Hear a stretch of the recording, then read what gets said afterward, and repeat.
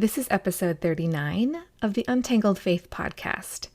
On today's episode, I'm joined by several former Ramsey Solutions friends, and we talk about some of the cracks we noticed in the financial peace system and with the general messaging about finances coming from the Ramsey Show. Is Dave's way really God and Grandma's way with money? Stay tuned. We're about to talk about all of this on today's episode. It was so good that I kept that credit card. Anyone knows who leaves a marriage, you need a credit score. You say, this is God's way of doing things. That's an incredibly high bar to set. Being in the Dave Ramsey framework, you never heard verses about how we actually should be treating the poor. There's certainly nuance missing. All these people that have gotten COVID that are now disabled, the answer is not just work harder and make more money. If you follow the rules and they don't work, it must have been that you didn't follow them correctly. Oh my gosh, this is prosperity gospel. This is Amy Fritz, and you're listening to Untangled Faith, a podcast for anyone who has found themselves confused or disillusioned in their faith journey. If you want to hold on to your faith while untangling it from all the things that are not good and true, this is the place for you. In 2020, I picked up a book by D.L. Mayfield and chuckled when I flipped open to a chapter mentioning a popular Christian financial podcast. She mentioned some of the positives of the message, but then she said this: "The only problem is being financially safe and secure isn't a major theme of Scripture, but unjust economic practices are. I want to see predatory lending end as much as anybody, and I long to see my neighbors freed from consumerism, but I need and want a bigger dream than the idea of becoming a millionaire.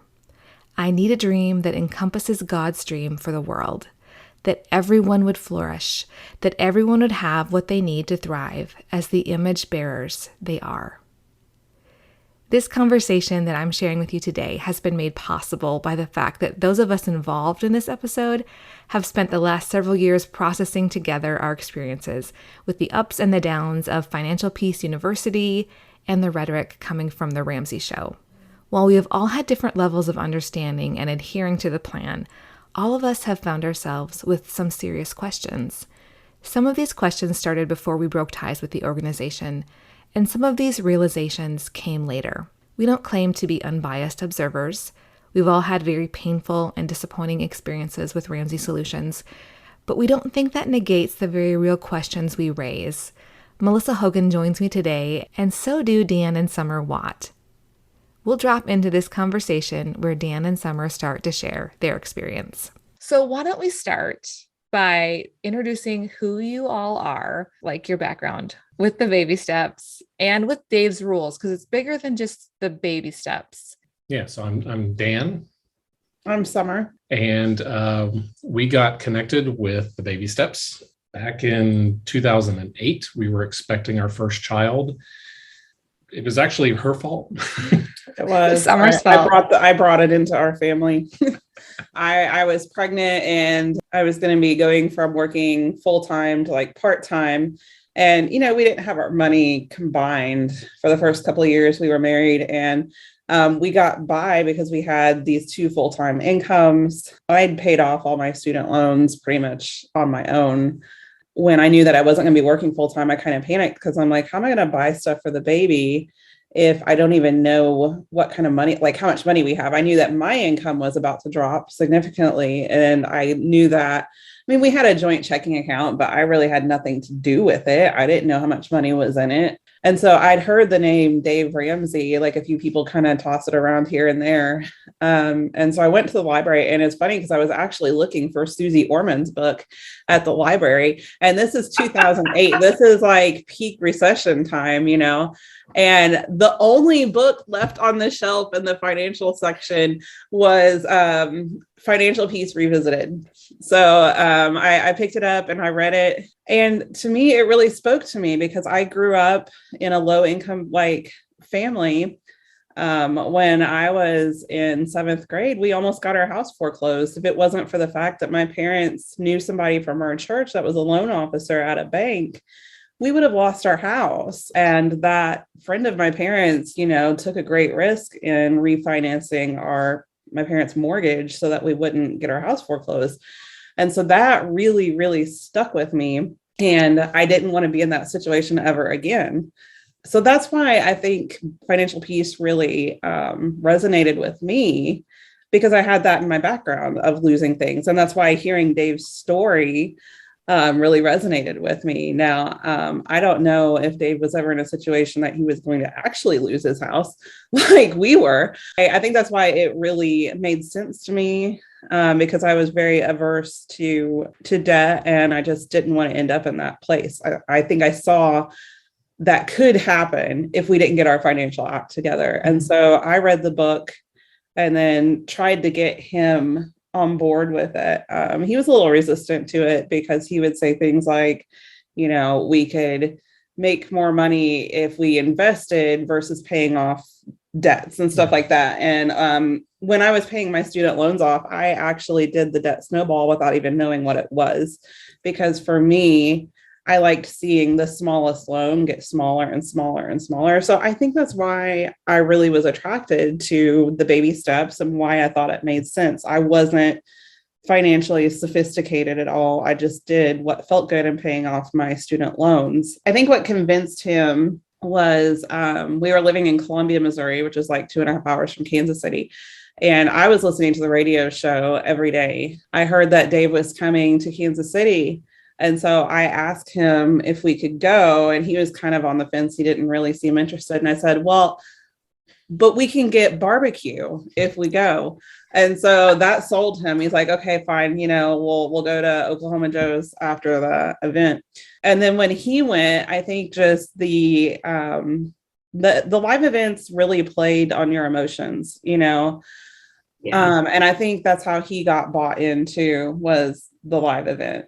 And I would add, very early in our marriage, I was very arrogant, coming from a family that didn't have the financial problems that her family did. And I felt like, I know this money thing. I don't really need to listen to you. And also coming from a very complementarian background, I felt like, it was my responsibility and I know it. And I was just very, very arrogant in our early years. Something about the live event, finally going and listening. Yes, it does play on your emotions, but I think it opened up something in me that for the first time ever, I started thinking, we're in this together.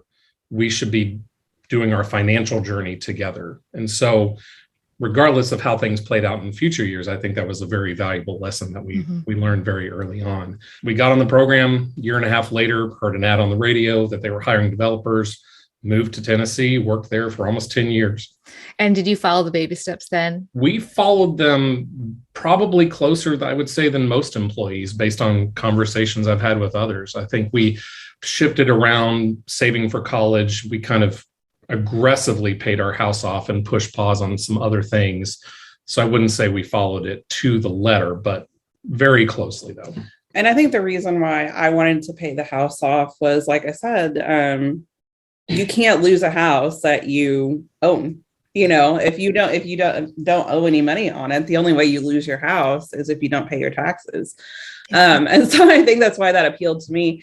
But then also, I saw like an amortization chart of how much our house would cost if we didn't pay it off early. Like if we waited the entire, our first house in Missouri, if we waited the entire 30 years, how much we would be paying in interest and everything. And so that just kind of ticked me off, actually, because it's like, you don't realize how much you're going to be paying in interest if you do just pay it over the 30 years. So I think that's why we wanted to pay the house off early. Yeah. And so you had a credit score like early in your marriage, and then you stopped. Did you stop using credit cards? And we came back from Kansas City and cut up the cards. Like, we did not literally got scissors out and cut them out. So we had nothing. We had like no fail safe after that. It was like, so by the time you had your house paid off, the one in Tennessee, at a certain point, then you didn't have any credit score. Is that correct? Yeah. So it took a couple months. Yeah. Out of order here, but we ultimately paid the house off in 2016. Okay. And we weren't keeping track of it super close, but our credit score did go to 0 over the next year or so. Oh yeah, yeah. And in that time period of paying the house off, I was working. I wasn't working full time. I was working part time, but I'm a nurse. And so I voluntarily worked literally every single holiday for 2 years because there's a shift differential for that. You get extra money for working holidays. So I did that. He was doing extra contract work, like literally working through his lunch break at work, working after work, getting up early and working. So, I mean, between the two of us, we had 4 jobs. Started out with 2 kids, or one kid. We just had the one when we started. And then when we paid the house off, we had 4. So in 2016, we had 4 kids. So we added 3 children to our family in that time period. Melissa, your experience, I'd love to hear your experience with finances and, obviously your intersection with the Ramsey organization. If people have listened to your podcast for a while, then they know that I was a Ramsey spouse. I actually had no idea who Dave Ramsey was. My parents had taught me to budget. I did our budgeting. I had always wanted things like that to be a very equal partnership in doing things, but that was not really how that worked out. My husband at the time really left all of that to me. And so I did our budgeting, paid our bills. We had, each had a credit card from college that, as one does, had, things that rolled over from college. I did not have any college loans, but I had some loans from law school, and he had some college loans or grad school loans. Yeah. So I did our budgeting, but not knowing anything about who Dave Ramsey was. And then my husband at the time got a job there in 2005. Just a note regarding pay. Obviously, we don't know what kind of salary they're offering these days. In Dan and Summer's experience, they took a pay cut to work for Dave, and so did Melissa's former husband. He took a pay cut to go there from working at a bank. It was really tight for many years. And we had, right after he worked there, we had our second child. Then we had another child a year later. I remember doing our budgeting, and by the time we had 3 children, I had mastered it down to our grocery budget was $80 every 2 weeks for a family of 5. Now, granted, this was in 2007, 2008. But that was obviously when the market was bad and things were bad. So yeah, I shopped at Aldi. I had a list of all of the possible things we would buy, and I had exactly how much they cost. I would make the list before we would go, calculate the tax. If it was over $80, I would start crossing things off the list. And we did not buy bacon or orange juice or anything like that. That was a luxury for many years. That was my experience with budgeting, but I never really knew exactly what the baby steps were or what the rules of Ramsey were. I had 3 small children, 2, then 3 small children. I had a child with health complications, and then obviously was diagnosed with a terrible disease. So that was not really the forefront of my mind because I knew how to budget. And my husband at the time didn't really seem to care whether or not we followed the baby steps, which I found strange at the time. But again, I was like, okay. As you went along, did he become more involved in budgeting? And No. Did he ever come home and say, oh, we probably shouldn't be using credit cards anymore? No, I had a credit card. I had the same credit card I had since college, and I had paid it off, and I actually kept it. I was working as a lawyer when our kids were young and before that. But then, I started doing work from home, both legal work and consulting work. And so I kept the credit card and used it for business expenses. And I asked him on a couple of different occasions, hey, because I knew enough to know that Dave was not a credit card person. And especially as my husband at the time grew more prominent in the company, I was like, hey, should I really have this credit card? Like, isn't that inconsistent? And you're like, don't worry about it. But here's the thing. It was so good that I kept that credit card, because as anyone knows who leaves a marriage, you need a credit score. You really do. And as an advocate for people who sometimes can't advocate for themselves, for women that may need out of a toxic marriage, it really hamstrings them to not have financial resources and not to understand their financial resources, and certainly to not have access to credit. I think it's interesting. We have this similar experience here. The women were like the ones that sort of introduced the Dave Ramsey way to the family. That's how it happened in our house. Sounds like that's how it happened with Dan and Summer. And then Melissa, you actually introduced your husband literally to Dave through some sort of a thing that you won, right? Did you win a meeting with him? I won a silent auction item that was to go sit in on his radio show, but it actually had nothing to do with who Dave was or anything like that. It was that my husband and I had each had a radio show in college. And I thought, oh, that's really fun. He can go sit in on the radio show. Now, when that story was spun a different direction, and I subsequently heard it years later, I was kind of like, that's not how that happened. But as one does in a place where you question yourself and you're told something else, I thought, well, maybe I misremembered that, but I did not. I can clearly say that now. And so for people that are listening, you've probably heard, some of you have heard of Financial Peace University, or you've heard of Dave Ramsey from his books or his radio show or podcast, however you consume that information. But Dan, could you kind of explain what some of the rules are besides like the order of the steps? Like, what are the things that are like kind of central to his teaching when it comes to things you should or shouldn't do? The core is really the 7 baby steps. Okay. And I've got them up right here for the people who don't know what they are. I don't know what they are, so I'll be listening. Melissa needs to know. Well, you're never supposed to co-sign on a loan for somebody.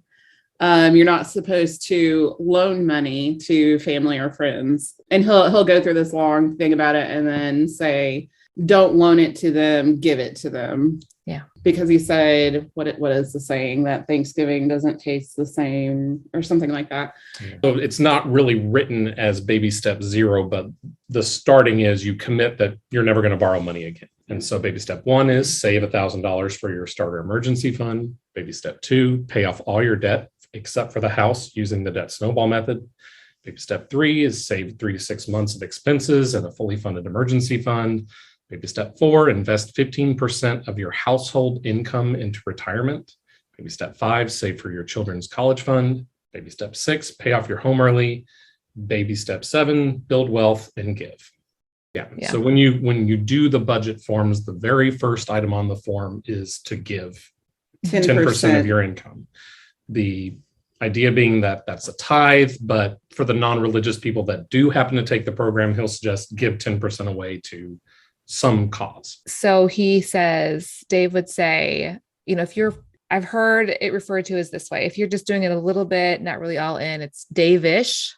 Doesn't want you to be Dave-ish. That's not how it works. Really wants you to be fully bought in. And to be fully bought in, would you agree that he would say you're not taking on any more debt and you're not using credit cards? Correct. Yeah. And if you had them, you should cut them up. Well, and it's implied there too. It's not really listed in the baby steps, but the implication there, he uses the term scorched earth. He says, go scorched earth on your budget. And so beans and rice and beans, you don't see the inside of a restaurant to say it like him, unless you work there, kind of thing. You don't take a vacation. You don't take a vacation. Right. No luxury items. You're not getting your nails done. Nobody's cutting your grass except for you. And maybe you need to be cutting your neighbor's grass. You're getting the second job. If you listen to him, like in both FPU and on the radio, these are the things that you are supposed to be doing. And he refers to that as having laser focus. When can I buy a house? Like, where is that in the steps? Not until you're debt free and you have your 3 to 6 month emergency fund. Okay. To have a 20% down payment on a fixed rate fixed interest rate loan, no more than a quarter of your take home pay. 15 years. Yeah. If you're wondering what that would look like as far as the cost to buy a house where the Ramsey organization operates, you would need quite a bit of money to do this the way Dave suggests. A 3-bedroom house in Williamson County is very likely going to cost you at least $400,000. That means you need to have 80 grand to put down as a down payment, and you would need to also have 3 to 6 months of expenses saved and no other debt. Can I just point out that this is a lot of rules? It's suspiciously like legalism. Suspiciously. But Dave refers often, he says this isn't like just original to him, all of it. This is God and grandma's rules for finances. And we'll talk more about giving credit to God or grandma later. But I'm curious, like, did you guys have a certain point where you thought, I don't know, I question whether this is like the right thing, either for me, for yourselves, for other people? Like, what were some of those cracks? There were cracks here and there. I would hear him talking to people that would talk about having to drive a long way to work. Maybe there were people that lived in a rural area. And I can relate to that because I grew up in a very rural area. My dad drove about an hour to work to have a good paying job. And I remember hearing people calling into the show talking about their cars, and there would be a disagreement between them and their spouse, and maybe they wanted to buy a nicer car because they had to drive an hour to work. And they would be in a similar situation to like my parents, and they would get all over their case and tell them that they either need to quit that job or they need to move closer to the job or whatever. And there was no room for nuance in there for maybe the people loved their house. Maybe they lived on a family farm, but they had to drive an hour to get to a nice paying job. There was no nuance at all. It was just, well, this is what you need to do. And if you're not willing to do it, then you're not willing to work on your finances. You're not prioritizing your family. I mean, I knew he wasn't omnipotent because he would say things to people that were nurses that would call in. They would talk about how much money they were making, and he would interrupt them and say, that can't be right. Nurses make good money. And they would be like, no, this is what I make. And he would talk about how highly paid nurses are and everything. And they must not be doing their tax forms right or whatever, if that's what their take home pay was. And then his recommendation was always, well, just go pick up a few shifts in the ER because they pay a lot of money for that. And number one, I want to know where these highly paid nurses are because I want to go work where they work. And number two, you can't just show up at the ER and be like, hey, I'm here to make that like big money that I'm supposed to be able to make by moonlighting here. I have no ER experience. I don't know anything about, what to do if a trauma rolls in, but hey, I'm here to make big money because Dave said I could. Like things like that, so I knew that he was wrong about certain things, and having that knowing that he could be wrong made it a lot easier for me I was more open-minded when people would tell me things later on. I want to point out when you said nurses call in, at first I thought you said when narcissists call in, because I was waiting for the first time that word would come up. But back to that word, trying to tell somebody that they're wrong about what they make is super gaslighty. That's like, no, you're telling me information about your own life, and I'm telling you, no, you're actually wrong about your own life. I was fully bought on once we actually joined the program. So, aside from us moving the steps around a little bit for our own personal situation, and I guess we can get into this later, but I've now recognized the term personal finance is personal. So we made some alterations that kind of fit our situation. But during this process, I would see coworkers or their spouses acting like this just can't be done. I can't get out of baby step 2. I can't get my debts paid off, or home ownership is just so, I can't fathom that ever happening. There were people that I worked around that were just disheartened. And I think she would see it more from some of the other spouses. In the Lampo Ladies group, for sure. And so I would be kind of judgmental of those people, like, same. It works for us. So, like I said, I was kind of fully bought onto the program. It's billed as a one size fits all plan. Dan and Summer, you could be like, oh, all you got to do is work 4 jobs. We do it. I know. Well, we were like the poster children, because we paid our house off in 2016. But how old were we? I'm trying to think. How old were we? We were under 35. Yeah. Not everybody is in that situation you would have been in, where Dan's experience and his skills were in software engineering. And he's really good at it. There's always things that you can pick up with that. And Summer, you were trained as a nurse. As long as you are, as there are shifts that are open in areas that you were trained for, and it seems like there's always a need, you could pick up. Both of extra us work. had skills that we could do hours out of a normal 8 to 5 or 9 to 5. Well, right. Because I worked a lot. I worked night shift at that time, and I worked a lot of weekend shifts. And then I worked all those holidays too, because they give you a shift differential for the holidays and for the weekends as well. So I mean, we had that, but we also had the advantage that I was the only one that brought debt into our marriage. Like, he was fortunate that his parents paid for his college, and then he was given a hand-me-down car when he graduated from college. So he actually brought positive, income. Like, I had like 60 grand in student loan debt, and I had a car loan when we got married. And then he actually had money saved up.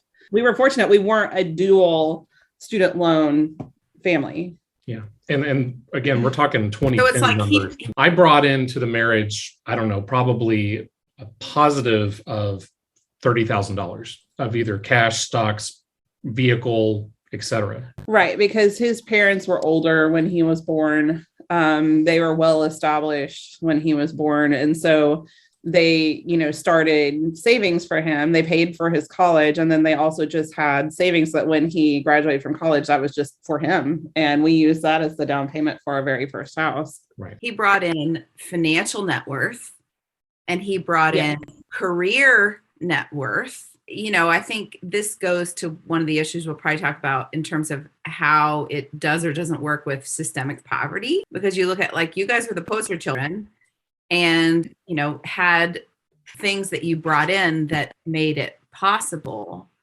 for that to work, it seems like. Right. And we're talking 2010 numbers, not 2022 numbers. The times have changed, and just the cost of college and housing and everything else has gotten crazy expensive just in the last couple of years. Right.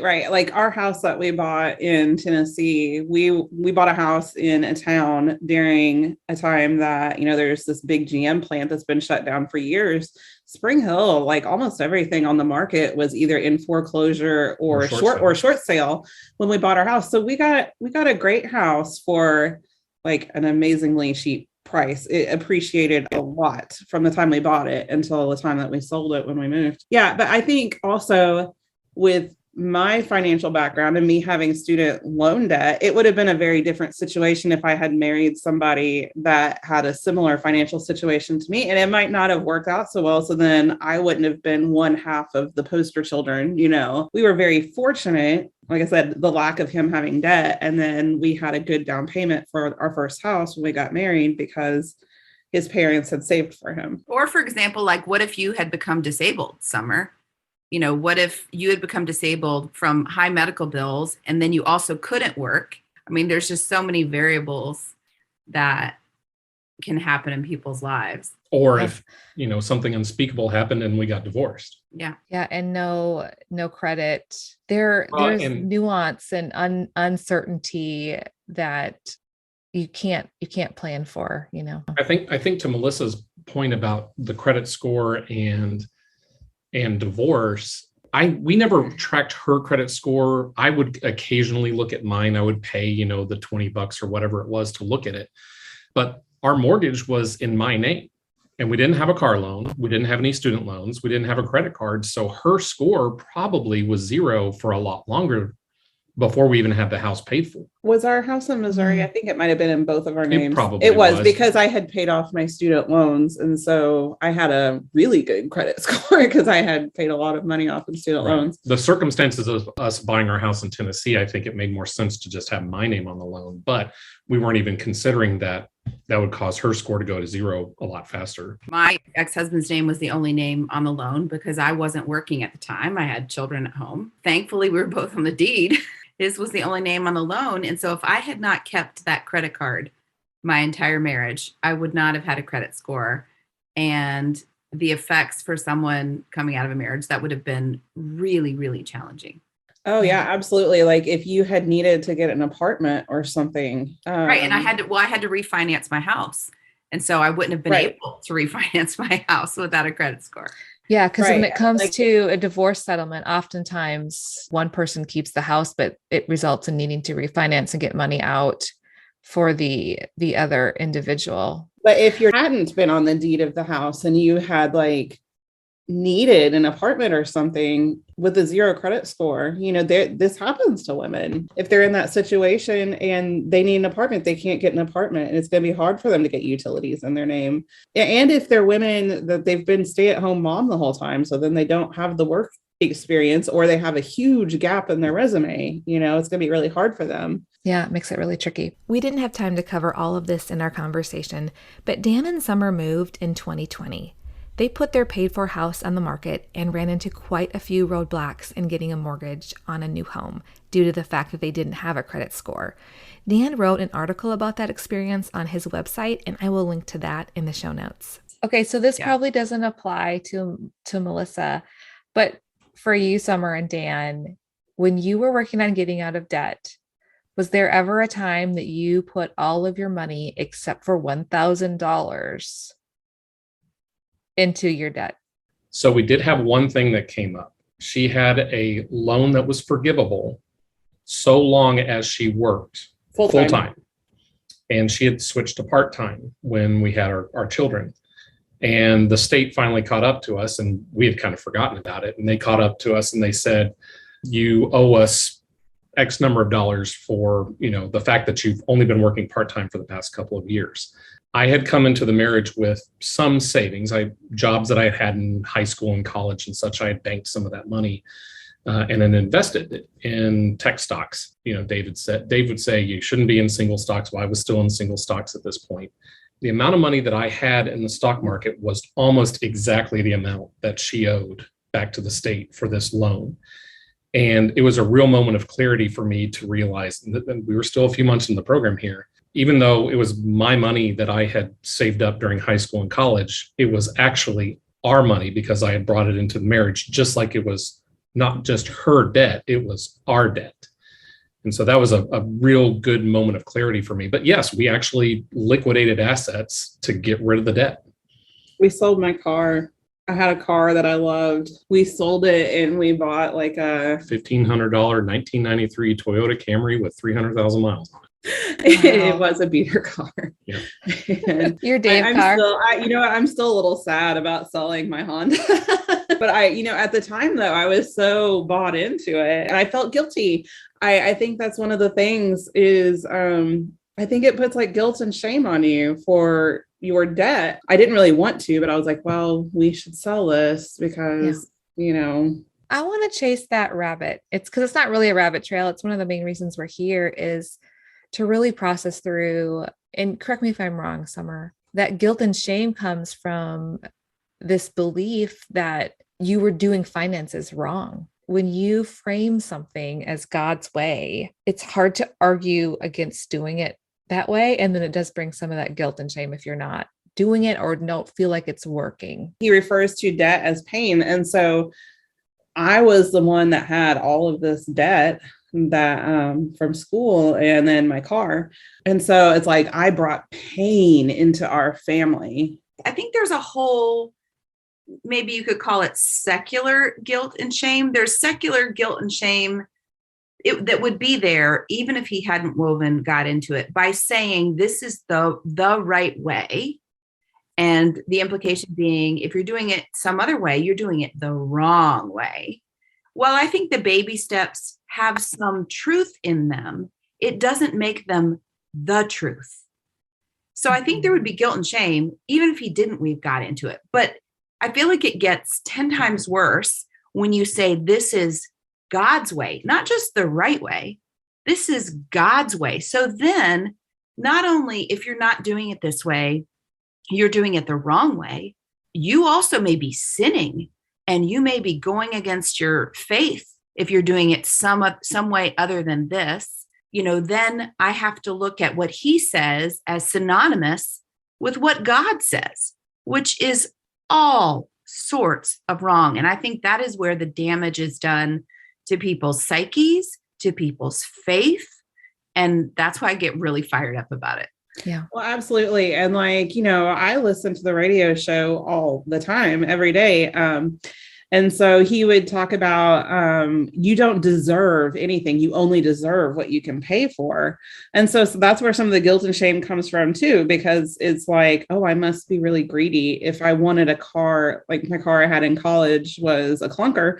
And so I was like, I must have been really greedy to have wanted a new car, or it was a new to me car, but a new car when I got out of college. I did work through college, but I still had to take out student loans. Because I changed my major. I was in school for 5.5 years to get a bachelor's degree. I get this constant message of I didn't deserve any of that because I took out debt for it. It's not just looking at the baby steps on paper and seeing them.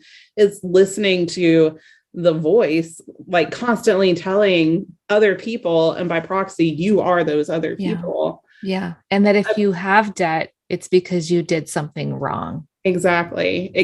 And that your debt equals pain. Yeah, I think the danger is when you start mixing, like Melissa said, when you mix the Bible in, or when you mix whatever spiritual, framework you're within. Mm-hmm. If you say this is God's way of doing things, that's an incredibly high bar to set. If you're in this situation where I'm in debt, I'm stressed out because of that, you maybe cut off some of your critical thinking, and you don't think about what is the entirety of my spiritual heritage, the Bible, say about this. You hear some cherry-picked verses, the borrower is slave to the lender, a couple other proverbs scattered here and there that you kind of skip over. The Bible says a whole lot more about money than what Dave Ramsey chooses to quote from.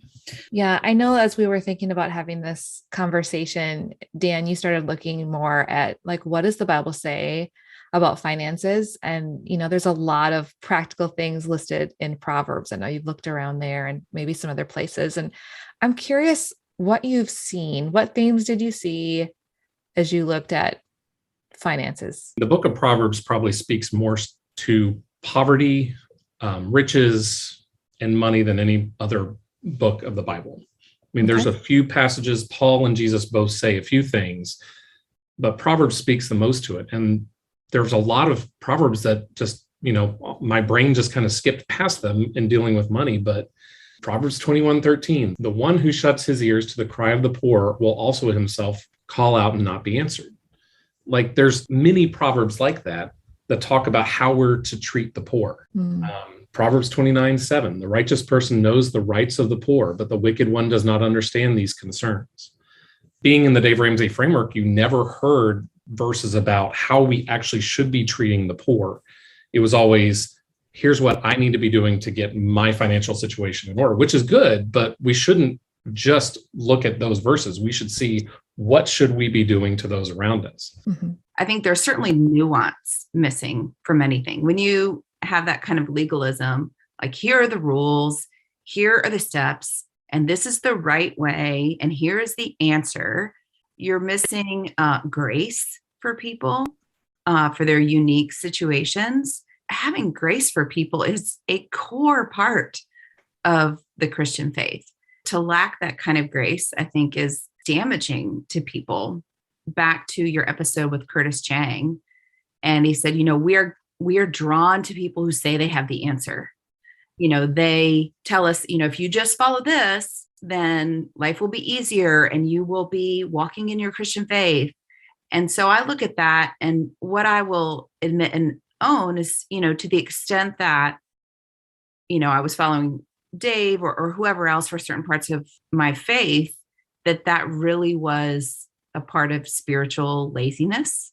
Having discernment about any area of our life is difficult. It requires thought and study and prayer, whether that's finances whether that's how best to love somebody. It's a lot easier to just go, oh, that person has the answer. And if I just do that, wow, I've done it. I've checked that box. But to have that discernment, it takes work and it takes uncertainty. You have to live in that uncertainty of like, am I doing the right thing? And it requires, I feel like, to stay connected to the Lord through prayer, because you don't have the answer. And it's way easier to look to someone who says they have the answer. I think the thing that really made me start to think deeply about some of the things that are broken about the system, I just could not imagine an answer to what to do with a person that is really in poverty. And the fact that I just couldn't see giving them a free copy of FPU, bringing them out of it. If they're living in their car and they don't have family nearby, if you don't have money to budget, there's no amount of budgeting that's going to fix that. Get another job is not that easy. For me, one of the most gracious things that God did for me is to put me in a community of really sick children and families and people with disabilities. It's easy to say, well, this person should not be on social services or welfare, or if they could just get a job, they could earn more. Until you are walking shoulder to shoulder with people, I really question whether you should have an opinion about it, to be honest, because, walking with people of all different walks of life and different backgrounds and experiences and poverty levels and education levels and intelligence levels, physical challenges and mental challenges, and you see what challenges exist, it's hard to say, oh, I have the answer for you, and it's FPU, when you have a parent who is on disability because of, an accident or a mental health issue. And then they have a child who has a rare disease that's in the hospital all the time. So how are they really going to work when they're constantly going to the hospital? And then their spouse leaves them. Who has the answer for that? The answer for that really is love and grace and walking alongside people in relationship. Absolutely. I mean, I had a conversation just this week at work with one of the case managers trying to get placement for people. I'm an ICU nurse. And like a lot of the people, they're past the really critical phase of their care, and they're not well enough to go to like a regular floor. And like maybe they need long-term care in a ventilator facility or something, but they don't have the funds. Either their insurance refuses to pay for it, or Medicaid, like trying to find a place that'll accept Medicaid. And these people are just in terrible situations. Working harder is not going to work for them. It's just not. When they have left their husband because of his drug problem, and then what was supposed to be a routine surgery turned into major surgery, and you have children at home, what's your answer? I mean, it's not going to be work harder, budget more. All these people that have gotten COVID that are now disabled, the answer is not just work harder and make more money. It's not an income problem. I guess theoretically it's an income problem, but it's a problem of these people need help. And a 3 to 6 month emergency fund wasn't going to cut it for what they've been through and what the rest of their life is going to be like now. Going through FPU and, adhering to the baby steps, listening to Dave on the radio can lead you to believe, whether he's saying this specifically or not, the reason why you're doing well is because you did it and that you did the right thing. You followed the rules, and that's why you're set. And that's why you're okay. Come the pandemic, come whatever, we're fine because we followed the rules. I also got super lucky, right? I didn't have to be as exposed to things during the pandemic because of the kind of jobs that we did and the kind of schooling that we did. And there's so many other factors at play that I realize now that leads to looking at other people who are struggling financially and thinking, well, you must have done something wrong. Or if you had done it the right way, If you just follow the you rules, wouldn't be there. And if you follow the rules and they don't work, it must have been that you didn't follow them correctly. It's the flip side of saying, if it worked for me, it was because of, that I worked really hard and, I did all these things. The flip side of that is if it doesn't work for you, there's something wrong with you. To me, that is completely antithetical to the Christian faith, in that, we're saying, God moves things in ways that we can't understand.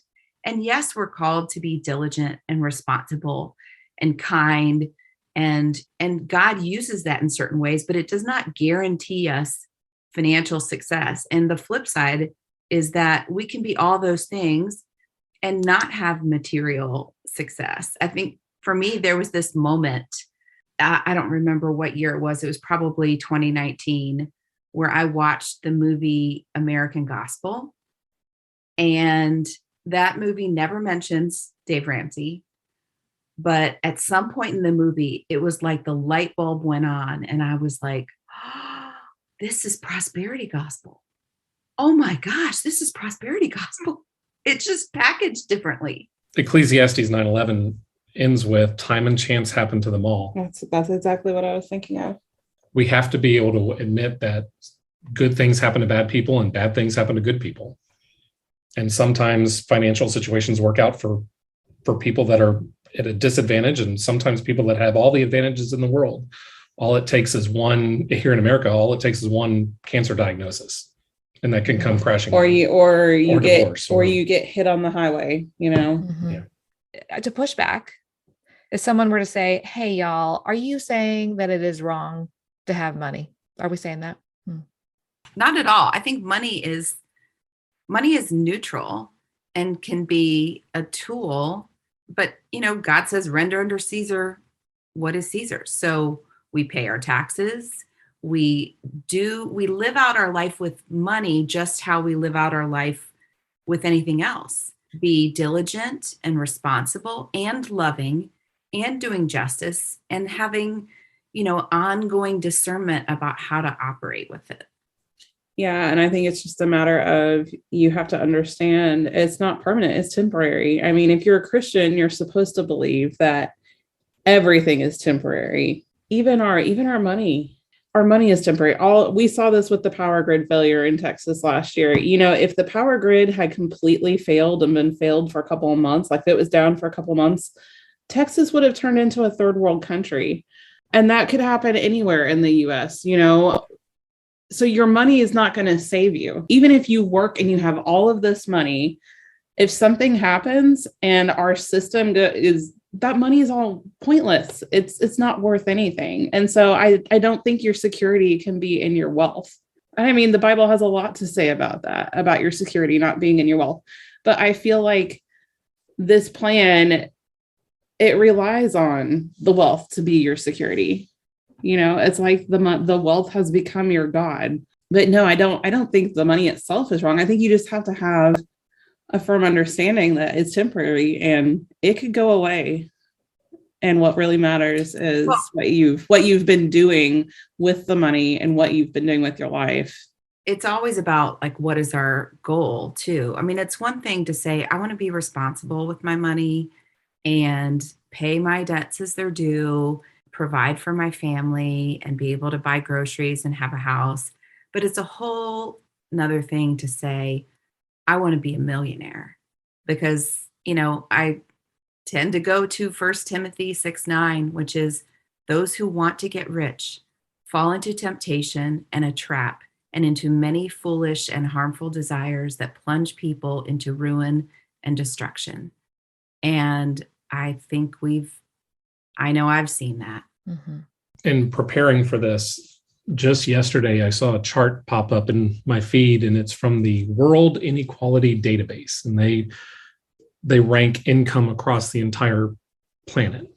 And if you make more, according to their data, if you make $100,000 or more, which software engineers by themselves typically do, you are in the 90th percentile or the top 10% of the United States in terms of income.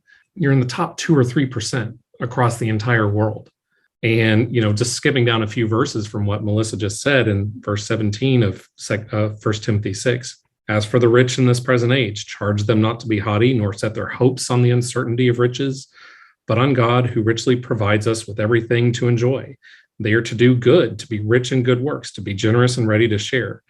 It's a charge for me. I need to be doing more to help others with what we've been given. To what you said, Melissa, trying to follow rules doesn't result in that close relationship and deep thinking and deep prayer and listening to the Holy Spirit guiding you and saying, what are these principles that I have learned in Scripture, and who has God placed in my life, and how does He want my money to be used beyond just that 10%, that it's all God's to begin with, instead of thinking this much is mine, do with whatever I want with, and this much is God's to do what He wants with, to hold the whole thing with an open hand, knowing it could be taken away at any time. As you're doing that, whether you do a budget meeting or not, how am I serving God with this money? Some months it's going to mean putting money aside for your next vehicle. And some months it's going to mean the single mom that you just ran across that doesn't have a way to get to work or needs extra childcare, that you're going to be able to slip some money in her mailbox and she'll never know. When we hold our money so tightly, when we hold that 90%, hold this plan that we have that we're on, and it's going to result in this, we are at risk of sacrificing everything else for that. I can remember my own situation in 2018 where I had to face the choice, to do the right thing, the honorable thing, the thing with integrity, put at risk my entire financial world, my entire life, my marriage, my home, put everything at risk to make the choice that had integrity and truth. That's a hard thing. And I'm not trying to pat myself on the back. I'm saying that's always a hard thing. That, if we hold that money tightly, it makes it that much harder to place things at risk in order to honor the Lord, in order to do the things that He calls us to do that aren't related to money. Tell the truth and protect the vulnerable and have integrity to everyone around you. As we wrap this up, how is your approach and your thinking when it comes to finances, especially you guys, Dan and Summer? How has it changed? What looks different these days for you when it comes to money, budgeting? As I was explaining this to some friends getting ready for this, we're in the privileged position that we're not living paycheck to paycheck or month to month. We look at where did the money go? Are we on track to where we want to be? But we don't have a stressful budget meeting like this is. We're going to spend this exact dollar amount on groceries this coming month. Yeah. Oh, yeah. And for me being the primary grocery buyer at the time, goodness, I remember walking through Walmart at Christmas one year because I couldn't bake cookies. I was putting things back on the shelf, kind of like what you were talking about, Melissa. And so, yeah, we don't do that monthly budget meeting anymore. But I think for me personally, I can't speak for Dan, but for me personally, I am a lot less judgmental and I have a lot more grace for people about their money choices. I believe that you have to do what's best for your family. If you are thinking carefully about how to spend your money and you're doing, sometimes what's best for your family isn't what's best for another family. And that's okay. It's not a cookie cutter thing. You don't have to do these rules or you're a bad person or you're irresponsible. As we were finishing up our conversation, I mentioned the one thing we did that most helped our finances. Probably the best financial choice we made was to not wait to buy our house. And that was not what Dave. How many people do we know that have said if they had followed that advice with housing, they would not have made an extraordinary amount of capital and wealth for their families over the course of this run up in housing? If they had waited till they had 3 to 6 months expenses and 20% down. Instead, they bought a house. They broke the rules, bought a house with 5% down. Isn't it crazy that we still talk about this like we did something scandalous? We broke Dave's rules. I have a very nuanced budget that I just try to make good choices, good financial choices. I buy quality items that don't break down. I have 3 credit cards that I like have a little chuckle. I would have a little chuckle every time I use them, but I use them almost every day. I think last year I got in cash back double what Dave used to give us for Christmas, which I think is really funny. I pay them off every month. I don't feel guilt anymore. And I, like Summer, feel much less judgmental about other people. And in fact, hope that I can help in some way. And I'm really, really thankful that God has provided. I really wish we had more time for this portion of our conversation because it deserves a lot more than just this 1 minute.